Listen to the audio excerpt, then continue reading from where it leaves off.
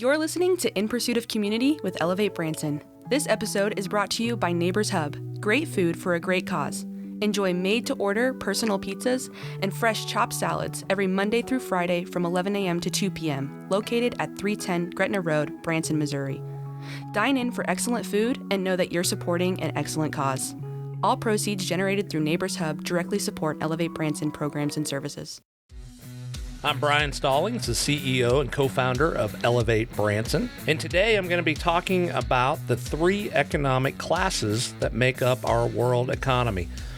This whole podcast series is really about being in pursuit of community and building relationships, and so no matter what you do in that aspect, you really need to understand the three basic classes that make up our world economy. There's the upper class, the middle class, and the lower class. Within each of these classes, there's driving forces that really are the foundation on which decisions are made. And this is really a key understanding that we need to acknowledge and we really need to embrace. If you think about upper class, people of enormous wealth, the Bill Gates, the princes, the queens of the world, their decisions are often made around their connections, who they know. I've never received a phone call from Bill Gates, and I probably never will because I'm not in that economic class to be connected to him. So financially, those connections really come first. Then, of course, there's political connections. Who are the people that can do something for me?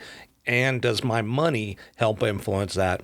And then, of course, social connections. We have to understand the ramifications of those things. So in wealth, there are people that you wouldn't speak to unless you're introduced by someone other that is of wealth. For you to be connected socially or viewed as somebody of wealth, you need to be introduced by somebody of wealth. It's just a weird dynamic. They're also recognized by what boards they serve on, where do they bank, what do they do politically? And then if we look at the middle class, which is, 90% of the United States, their decisions are made in relation to work first. Where am I going to work? Where do I work? Who do you work for? What do you do? You're kind of known by that. And then achievement. What have you achieved? Have you completed high school, college? Do you have a master's degree? What have you done that gives you this impression of success? And then do you plan to go on in your career development? That's kind of a component of middle class as well. Next, it's followed by security things of material, a house,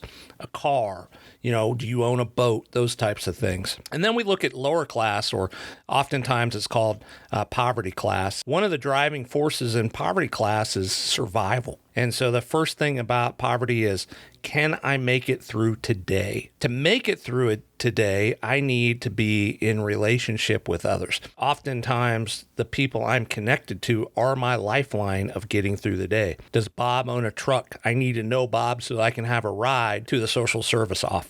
Followed by that, the way to build those relationships is through entertainment. So do I have the biggest big screen TV on the wall, or am I a comedian where people want to be associated with me? All of those decisions, though, start with, how do I get through today? Not tomorrow, but today. I think finally it's what do I do in those relationships that build trust, that build security, that help me survive. That, I think, is key to helping us understand how we reach people when we're trying to serve them, and also how we can help them move forward, because those are driving forces. Those are the things where decisions are made because they spend the most time there. In upper class, it may be that I spend my time with lawyers and accountants in private clubs, or doing charitable activities, or even just traveling the world because I have unlimited income. In middle class, it's typically spent on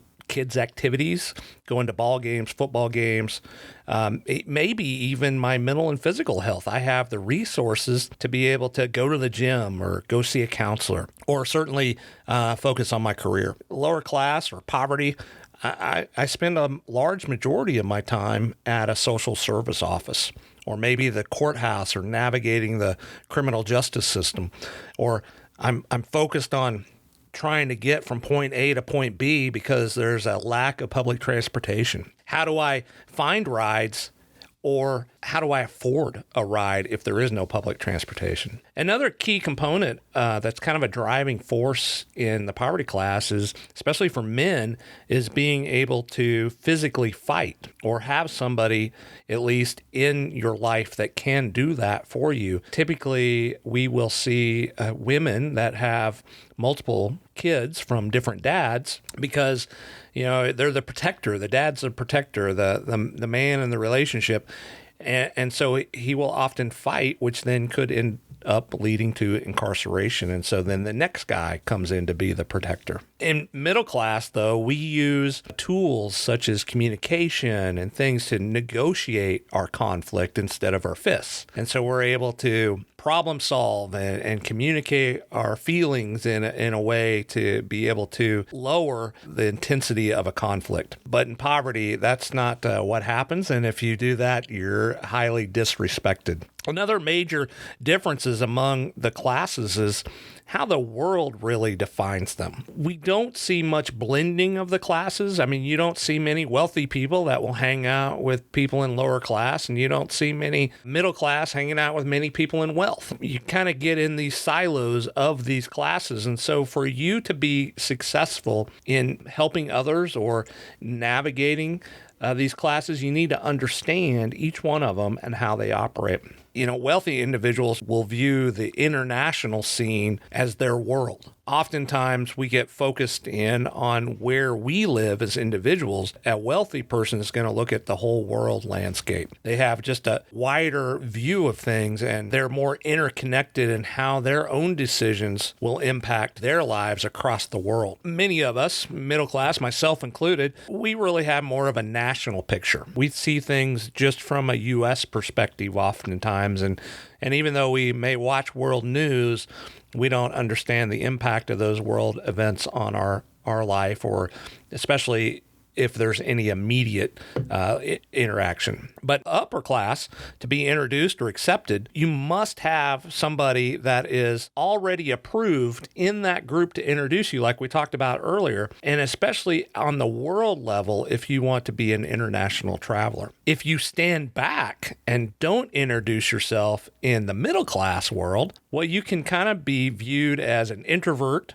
or not be accepted. Knowing those different boundaries and rules that will help you navigate. And in poverty, it isn't unusual to have a comment made about you before you're ever introduced. Oftentimes, they might say, "Oh, here comes Brian the jokester," before they even introduce me or I get to meet somebody. On a side note, one thing that has really come up over the last 10 to 15 years is addiction and drug use. And what we've seen is that really has no class at all. So we have seen addiction and drug use affect the upper class, the middle class, and the lower class. Just the impact and the level of stability is the difference. In upper class and even in middle class, you have a wealth of support systems. There's often 28-day inpatient treatment centers if you're wealthy enough, or even 6-month treatment centers that you can get into because you have the financial means. In middle class, it may be a outpatient recovery program. Oftentimes, though,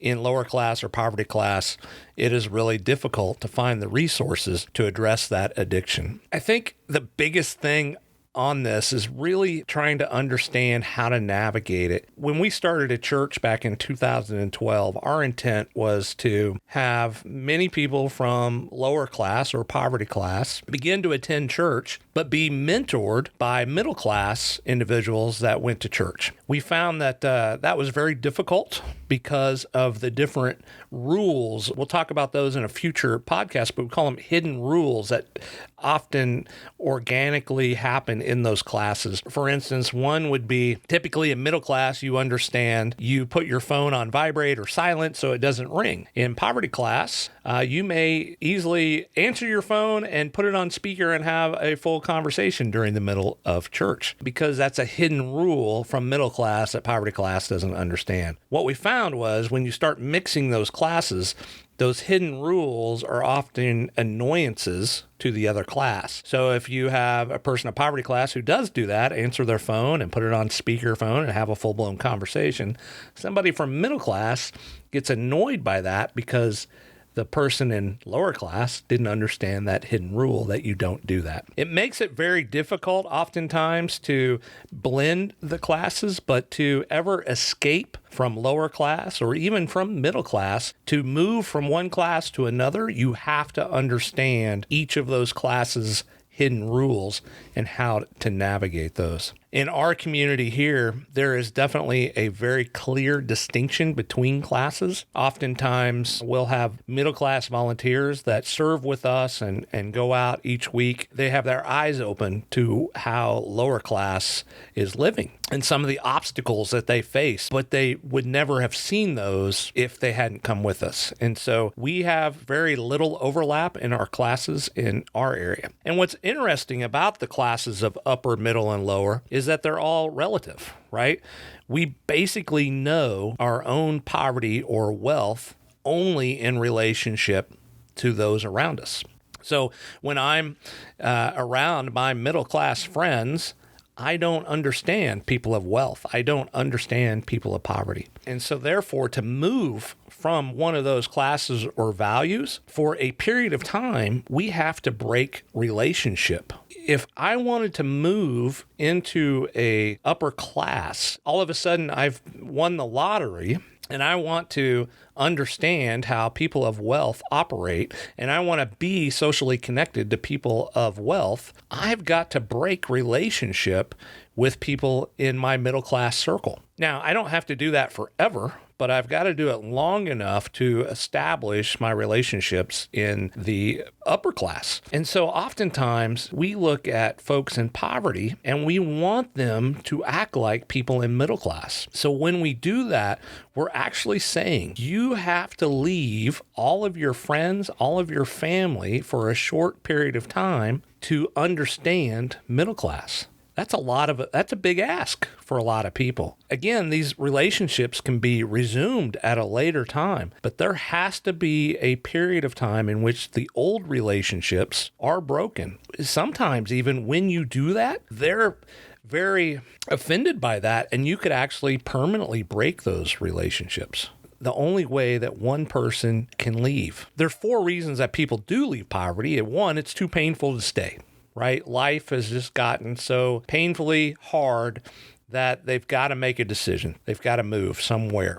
Maybe they've been inspired by a vision or goal, maybe a college degree. Most times it's because of a key relationship, a mentor, somebody has come in their life to encourage them. Maybe it's a coach to go on with your sports career, or, they have a special talent or skill. Maybe they are abnormally bright and score well on tests and can get a Harvard education. Typically, other than that, they don't leave the lower class. The ability to leave poverty is really more dependent on those relationships and other resources other than money. So we often think that money is what is going to move somebody forward in life from poverty. And really, it's the last thing. Probably the most important thing is a relationship that will move somebody out of lower class into middle class. Poverty is really, it's about a combination of a lack of resources. It's not just a lack of financial resources. It's a lack of a combination of things like relationships, emotional resources, spiritual resources. I would say better yet, the working definition of poverty is the extent to which an individual does without resources. Our next podcast, we're really going to talk about what those resources are and really break them down and define them so that we have a clear understanding of how the lack of those resources can often keep us stuck. So tune in to our next podcast, In Pursuit of Community, all about resources.